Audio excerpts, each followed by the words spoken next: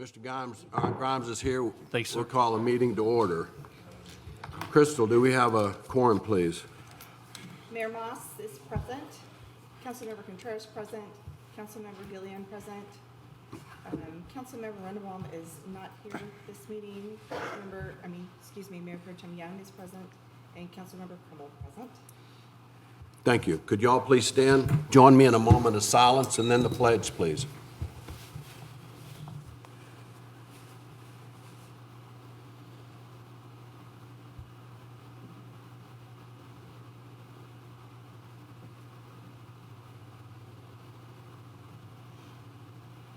Thank you. Join me in the pledge, please. I pledge allegiance to the flag of the United States of America and to the republic for which it stands, one nation, under God, indivisible, with liberty and justice for all. Thank you.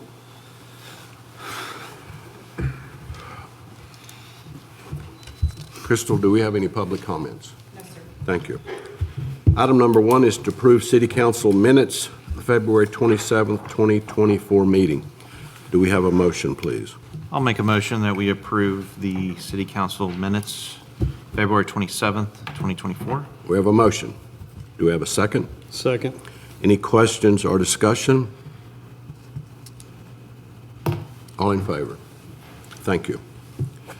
Next item, to discuss, take action to approve the fiscal year 2022-2023 audit report. Yes. We have Reba with Snow Garrett and Associates here to do, Snow Garrett Williams, excuse me, with, they did our audit. They've done our audit the last couple of years. And floor is yours. All right. I'm Reba Long. I'm with Snow Garrett Williams. I'm a senior manager there. I just passed out the audit report to you guys just a second ago, and I'll just briefly go through it and just spend a couple of minutes hitting the high points. But please stop me at any point if you have questions, and I'd be happy to explain anything further. First off, we're going to turn to page 3. So that is our opinion letter. And right there at the top in the first 2 paragraphs, it says that we've audited the financial statements of the City of Willow Park, Texas, as of and for the year ended September 30th, 2023. And in our opinion, the financial statements referred to above present fairly in all material respects the respective financial position of the City of Willow Park, Texas, as of September 30th, 2023, and the changes in the financial position and cash flows for the year then ended in accordance with accounting principles generally accepted in the United States of America. It's a lot of information to say that this is a clean or unmodified opinion. So that's the biggest takeaway from my presentation today. That's the kind of opinion you want, so we were happy to issue that again this year. Moving forward, we will turn to page 6. So pages 6 through 14 is management's discussion and analysis. This is a really good overview of the financial statements in more of a narrative format with comparisons to the prior fiscal year. So that would be fiscal year 23 compared to fiscal year 22. So I just encourage you guys to kind of read through this on your own time. If you're not so much of a stare at the numbers type of person, I think this really helps explain and walk through the financial statements. We're going to stare at the numbers for a few minutes, so we'll turn to page 18. That is the balance sheet of the governmental funds of the city. As of September 30th, 2023, total assets of the governmental funds were about $10.4 million. This was down about $2.5 million from September 30th, 2022. That was mainly due to spending bond proceeds that had been issued in prior years for roads capital projects funds. Our total liabilities at September 30th, 2023 were $2.6 million. Those were up about $2 million from the prior year. Most of that you can see in the roads capital projects fund as accounts payable and retainage payable for some of the ongoing projects at year end. And then down at the bottom, total fund balance at September 30th was about $7.2 million. Of this, about 2.7 is restricted, and there's a detail of exactly what those amounts are restricted for on page 33 of the notes to the financial statements. The biggest 2 portions of that are roads capital projects funds, so it's y'all issued bonds in previous years, and so you're holding that cash until it can be spent, so it's restricted. It's not for use for anything else. And then collections of hotel occupancy tax funds, which I saw that y'all spent some this year. I see the new billboard a lot, so. The fund balance at the end of the year decreased by about $5 million from the previous year. So to kind of walk through what caused that decrease, we'll turn to page 19. So that is the statement of revenues, expenditures, and changes in fund balance. So that's kind of the equivalent of the city's income statement. Total revenues for the year were about $8.6 million. These were up about $800,000 from the previous year. Most of that was in sales tax. It increased about $350,000. Hotel occupancy tax with the new hotel in town increased about $100,000. And then investment earnings increased quite substantially, about $300,000, just because market interest rates are so high right now. Our total expenditures at the end of the year were just under $22 million. The $14 million increase from the prior year, but almost all of that increase, you can see just a few line items up from the total expenditures line, capital outlay. So that's $8 million for the purchase of the new city hall and the land, and then also some street projects and drainage projects. So all of those were capital assets that get capitalized, but they amounted to $14 million in expenditures this year. Moving down, their total other financing sources and uses of $8.3 million. That is mainly composed of about $8.5 million in bond funds to purchase the city hall building. So that brings us to a net change in fund balance, or kind of the net income of the city, of a loss of $5 million. Like I said, you bought $14 million in fixed assets this year, so we would expect to see a loss. Any questions? All right. Moving on to page 21. So this is the statement of net position of the proprietary funds. So this is the city's water, wastewater, and solid waste funds. Total assets at the end of the year were about $53 million.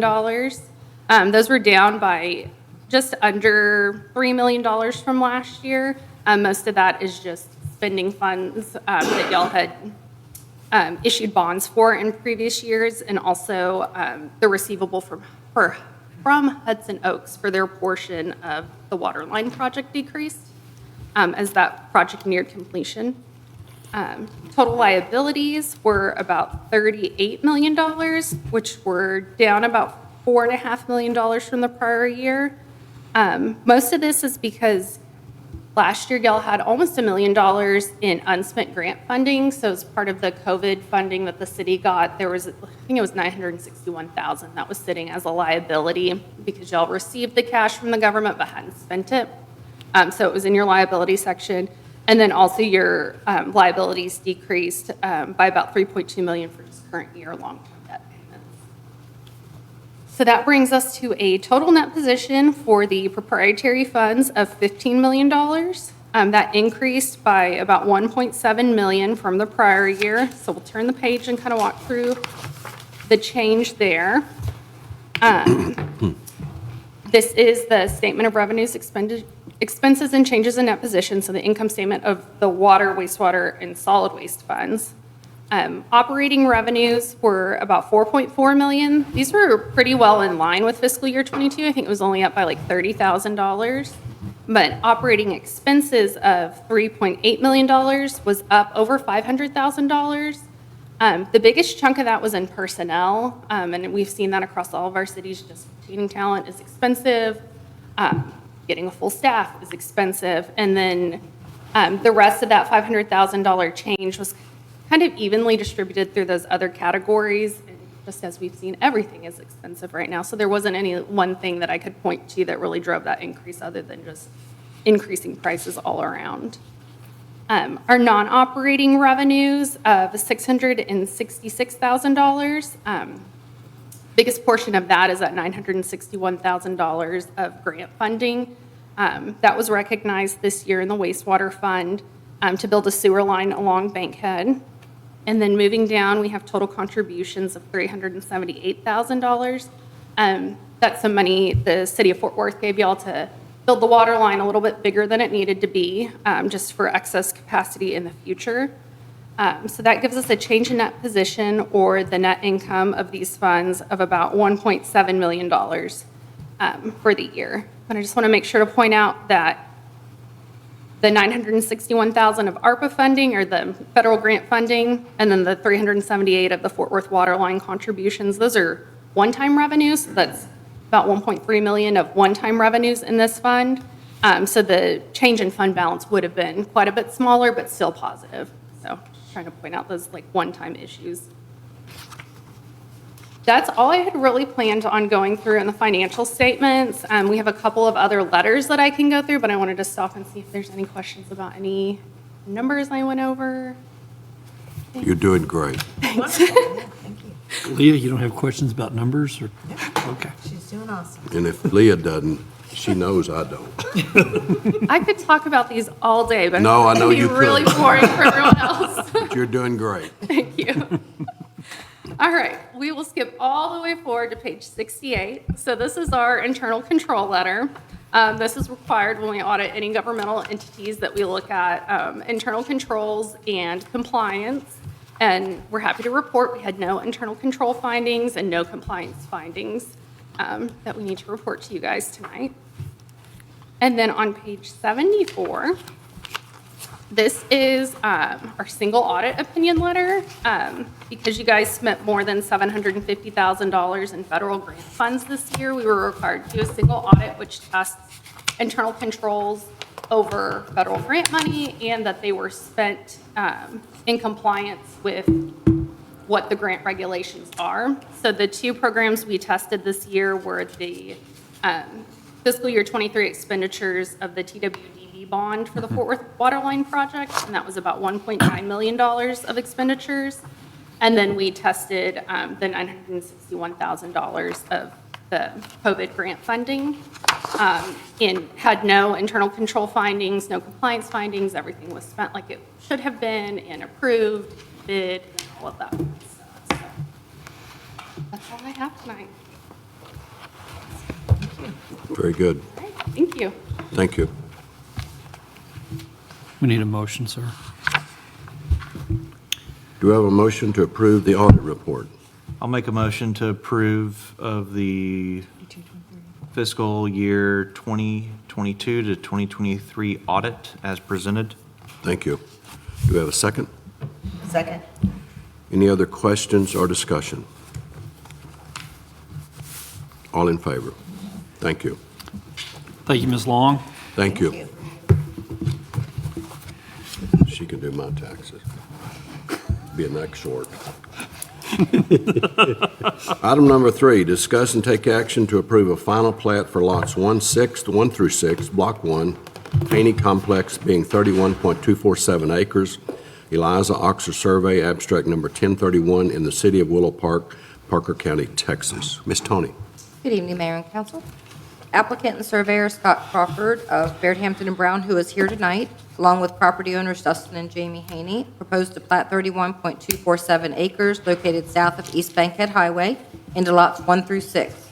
Subdivision was annexed into the city of Willow Park on January 9th, 2024. A flood study was done on the property by Baird Hampton and Brown, and the final plat reflects those results. Planning and Zoning Commission recommended approval of the final plat with staff corrections to vote of 3-0. All staff corrections have been addressed, and staff recommends approval of this final plat as presented. So this is the final plat. Yes, sir. Thank you. Any questions for Tony, or do we have a motion, please?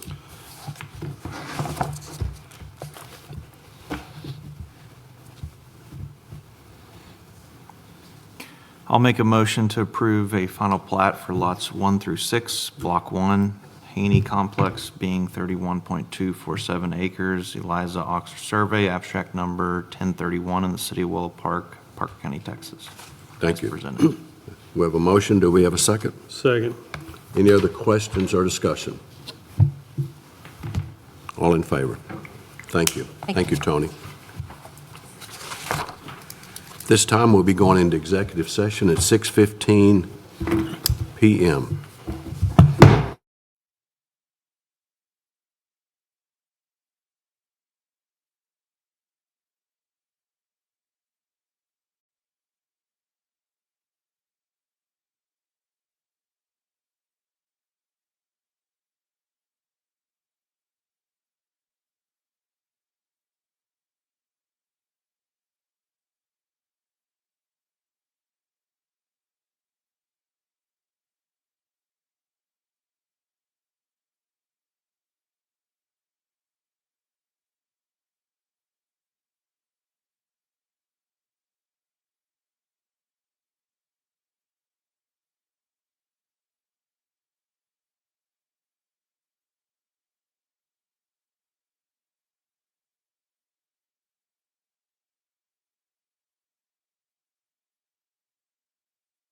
30 PM.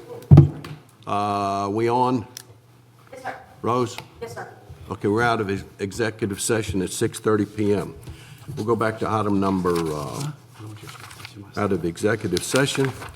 We have a motion from Mr. Crummell. Yes, sir. I'd like to make a motion to authorize the mayor to approve a real estate contract for the property located at 205 Canyon Court, Willow Park, Texas, pending the appraisal report. Thank you. We have a motion. Do we have a second? Second. Any other questions or discussion? All in favor? Thank you. City council comments. Anybody have any comments?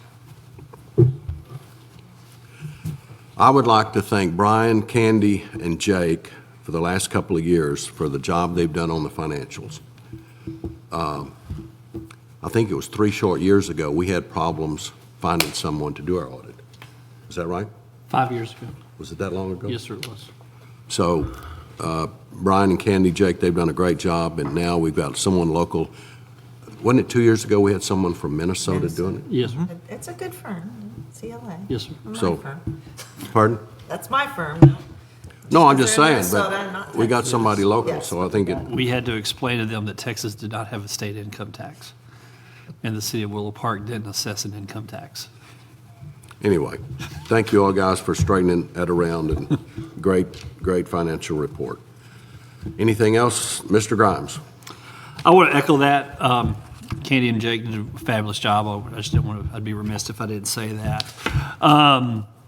Also, the Weatherford Mountain Bike Club has begun fundraising to get our trail and skills area started at the Kingsgate Park. There are maps and donations instructed located at the side and in the foyer, and I think we got something up on the website for that as well. It actually launches tomorrow. Okay, tomorrow we will have that up. We are doing a slight bit of repair work on Ranch House Road. I expect it to probably last this week. We scheduled it for this week because of spring break, so we're going to replace some places where concrete's just got some cracks in it, and we're going to replace that. That's pretty much what I got. Thank you. Motion to adjourn. Any topics for the 27th? I don't have any. Okay. Motion to adjourn. Make a motion to adjourn. Second. Second. All in favor? Good night, Irene.